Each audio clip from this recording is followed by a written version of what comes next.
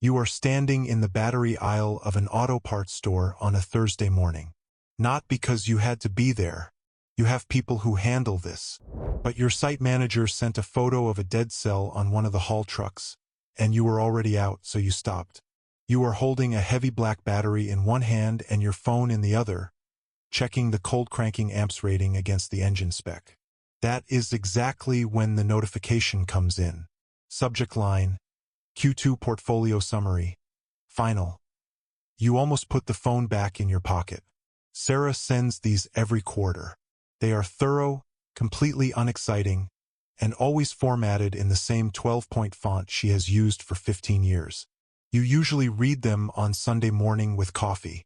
But something about the number sitting at the top of the preview stops you. You put the battery down on the metal shelf. You open the email. You read the summary line once. Then you read it again, the way you read something when your eyes are processing the letters but your brain is slightly behind. Your total verified net worth has officially crossed $500 million. You stand there in the aisle for a long moment. Fluorescent lights buzzing above you. A delivery truck somewhere behind the building making a slow, rhythmic beeping sound as it backs down a loading dock. A man 2 feet away from you quietly comparing prices on wiper blades. Nobody is looking at you. Nobody knows. The number exists as data in an email on a phone in the hand of an ordinary person who is standing in an auto parts store trying to figure out a truck battery. You type 3 words back to Sarah. Thanks. Looks right.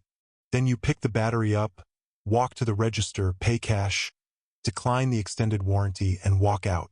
This is what $500 million actually looks like. 15 years ago, you noticed a dumpster. Not a metaphor. A real one. Steel. Dented. Sitting in the gravel behind a strip mall between a dental clinic and a pizza shop.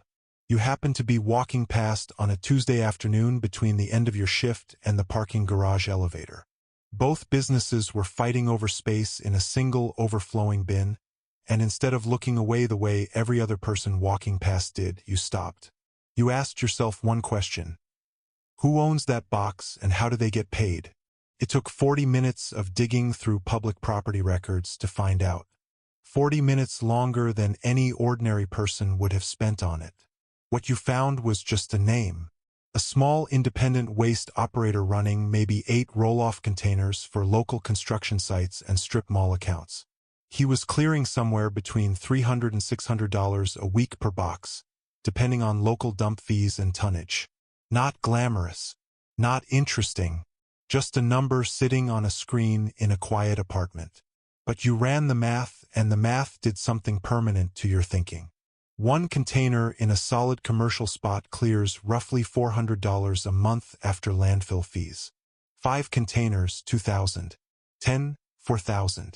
25 placed in the right commercial corridors and managed tightly. Somewhere between $10,000 and $15,000 a month arriving in your account whether you show up to pull the levers or not. What caught you wasn't the money. Not yet. What caught you was the architecture. The business had zero reliance on your personality. It didn't require a pitch deck or a personal brand or a LinkedIn following. The asset just sat behind a building solving a real, unglamorous problem for local businesses, and it generated cash every single time a haul truck lifted it off the ground. You pulled together $4,500 and bought your first used 20-yard roll-off. Dented. Ugly industrial gray primer. You made a deal with a local independent driver to haul and place it for a flat fee. By the end of the first month, after dump fees and fuel, your net was exactly $310. Your cubicle neighbor made more than that on a single holiday weekend shift. Your cousin just got a corporate signing bonus that dwarfed this for the next 3 years. Nobody called to congratulate you. You sat with $310 on a Thursday night and felt something that wasn't quite pride and wasn't quite disappointment. Something quieter than both. But you weren't looking at the 310. You were looking at what the 310 proved. The architecture worked. You bought a second container. Then a third. Eventually a small flatbed truck of your own. And you started looking at everything the way you had looked at the dumpster. Not as a bystander, but as someone trying to map the hidden ownership layer underneath the things everyone takes for granted. You found yourself staring at wooden shipping pallets stacked behind manufacturing plants. You did the research. A small pallet recycling yard, the kind that collects broken platforms from logistics hubs, repairs them with a nail gun, and sells them back to warehouses for $8 to $12 each, can generate anywhere from $100,000 to over $400,000 a year in revenue. The operators who failed didn't fail because of market demand. They failed because of sloppy management. Companies always need to ship physical goods. Wood always breaks. That need doesn't negotiate with the Federal Reserve. You bought your first pallet yard for $55,000 from an aging operator who ran the whole business out of a flip phone and a stained spiral notebook. The books were a disaster. But underneath the chaos, the cash flow was real. Year 1, it netted $42,000. You didn't celebrate. You routed every dollar into the down payment on the next lot. 15 years of this. That is the stretch nobody ever sees. Not the compounding, not the expanding footprint, not the quiet machinery of it. Just an ordinary person doing basic arithmetic at a kitchen table at midnight. A Tuesday observation becoming a Wednesday question, becoming a Thursday purchase, becoming, eventually, something without a clean name yet. Your accountant's name is Sarah. She has managed books for small business owners for nearly 2 decades. She doesn't impress easily. She sits across from you at a folding table in the back office of your second pallet depot. You hand her a manila folder, a master summary of every asset you currently own. She reads through it slowly without saying a word. Then she looks up, adjusts her glasses, and says, "This is the most deliberately uninteresting portfolio I have ever looked at." She means it as a mild criticism. You take it as the best compliment you have received in 15 years. Here is what that folder contains. 45 commercial roll-off dumpsters and 3 haul trucks across 2 states, generating $140,000 in annual net profit. 3 pallet recycling yards near major shipping hubs producing $220,000 a year after labor and materials.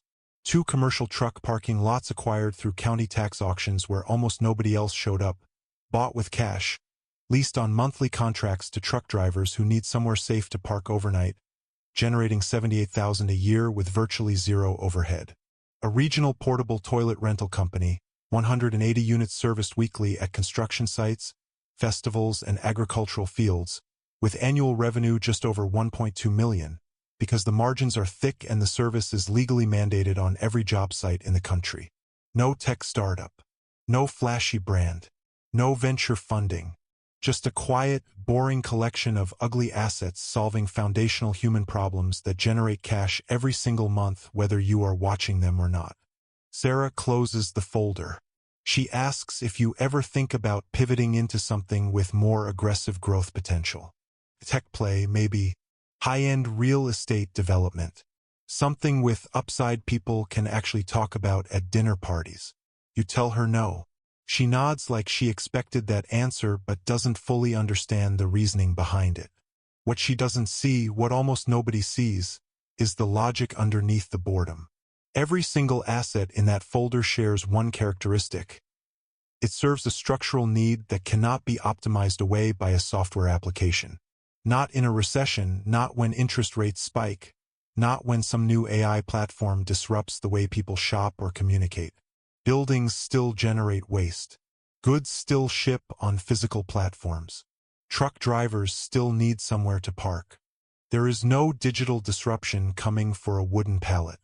The flashy guys, the ones raising venture rounds, chasing valuations, posting about their portfolio on LinkedIn, they are operating in hyper-competitive markets where being interesting is the price of entry. The attention is constant, the overhead is lethal, and one bad quarter can unravel 3 years of work. You are aggressively not in those markets. You are in the Tuesday morning markets. The ones nobody is photographing. The ones that just keep running, quiet, steady, and quietly profitable. Long after the trendy business down the street has filed for bankruptcy and the founder has pivoted to a podcast. Sarah says the quarterly summary will be ready by Thursday. You thank her, walk out, and drive home in a 2014 Honda Pilot with a deep crack in the rear bumper you have been meaning to fix for 8 months. You don't fix it. There is a guy at every local business networking event. You have seen his type 100 times. He is wearing a plain white designer t-shirt that costs $340. You know this because you looked it up once out of curiosity. He drives a matte-wrapped luxury SUV. He talks about his portfolio the way some people talk about their personality. Loudly in the general direction of whoever is standing near the bar. You drove here in the Pilot. You're wearing a plain fleece from a sporting goods clearance rack. Your watch tells the time and does nothing else. When he asks what you do, you tell him you own a small waste management and logistics business. Dumpsters, pallets, stuff like that. You watch his face run the calculation in real time: old car, cheap fleece, trash bins. He smiles politely, nods, and turns his body slightly towards someone more interesting. Good. That moment, that small, quiet dismissal, is worth more to you than anything else that happens in that room tonight. Because the exact moment someone underestimates you, they stop watching you. And the moment they stop watching you, you can do whatever you want without interference. This is what people misunderstand about stealth wealth. They think it is about modesty, some deep philosophical stance, the humble rich person at peace with their abundance. Maybe for some people it is. For you, it is a defensive strategy. Ordinary life is armor, and you wear it on purpose every day. The Honda isn't a statement. It starts reliably every morning, handles highway miles without complaint, and draws exactly zero attention in any parking lot in America. You paid cash for it years ago.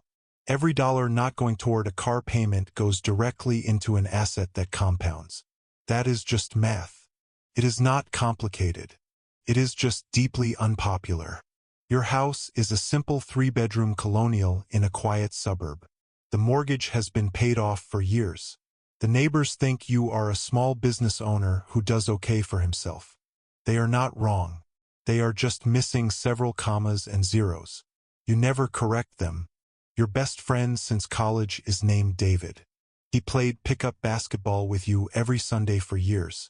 He was there at your mother's funeral. He is the kind of rare person who calls on a random Wednesday afternoon just to check in, no ask, no agenda, just calling to see how your week is going. 3 months ago, David called on a Wednesday, but there was a tension underneath it this time. He had been building a food truck business for 2 years. Great food, real following, the kind of thing that gets written up in local blogs and has a line at lunch. He wanted to expand.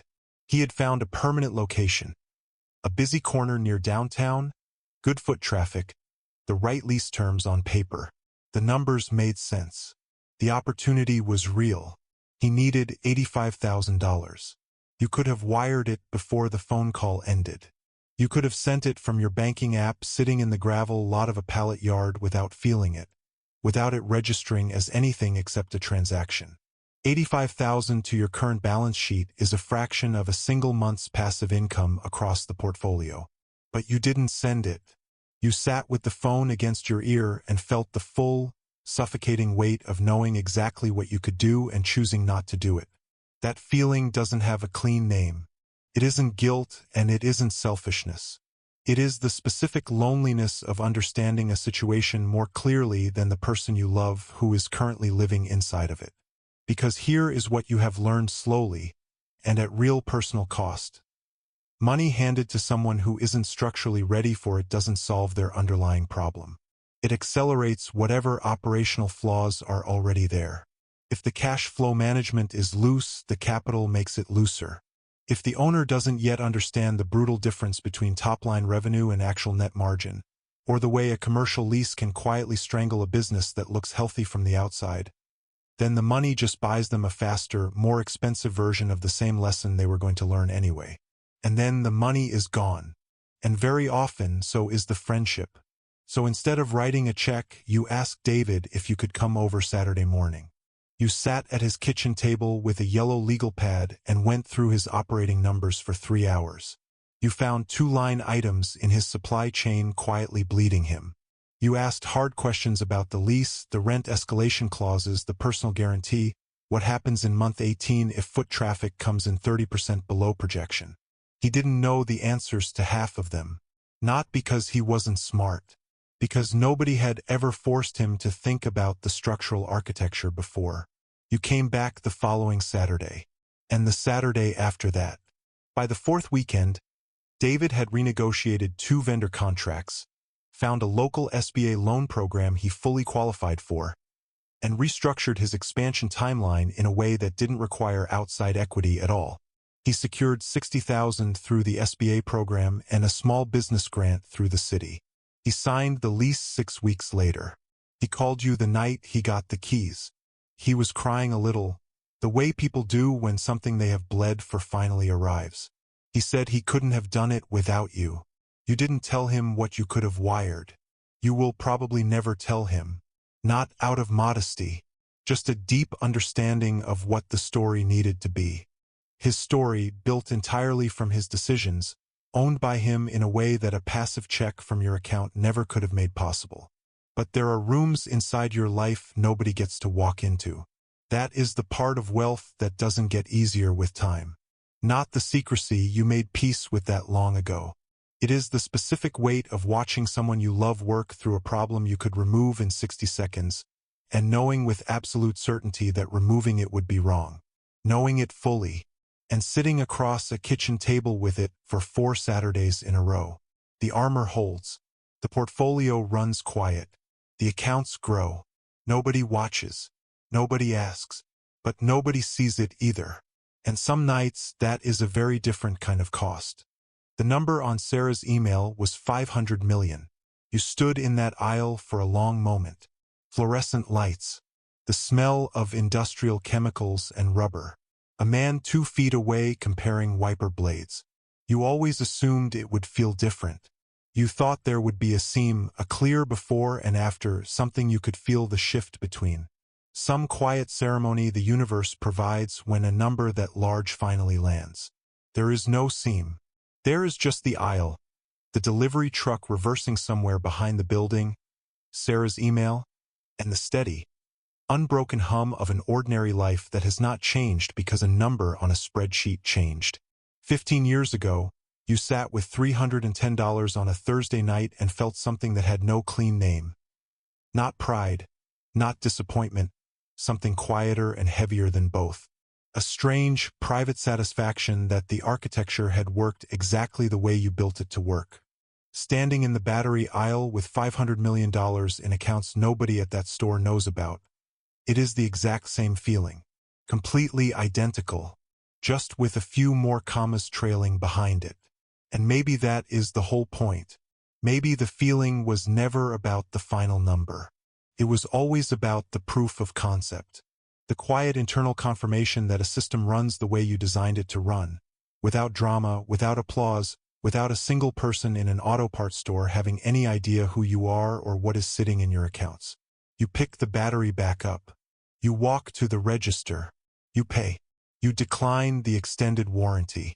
You drive back out onto the main road the same way you came in. Same road. Same pilot. Same crack in the bumper you still haven't fixed. Nothing about the outside of your life has changed in the last 40 minutes. Nothing will change tomorrow morning either. The pallet yards will open at 6. Sarah will send a mundane follow-up about next quarter's projections. David's new restaurant will have a line at the door for lunch. But somewhere in the middle of this ordinary week, you are going to watch someone spend a significant amount of money just to look like they have it. And you are going to notice something you couldn't have properly named 15 years ago, that the exhausted performance of wealth and the quiet architecture of it are rarely found inside the same person at the same time. The knowing doesn't make an ordinary Tuesday any easier, but it does leave you with one question as you drive home. What are you actually building with your life, and who is it really for?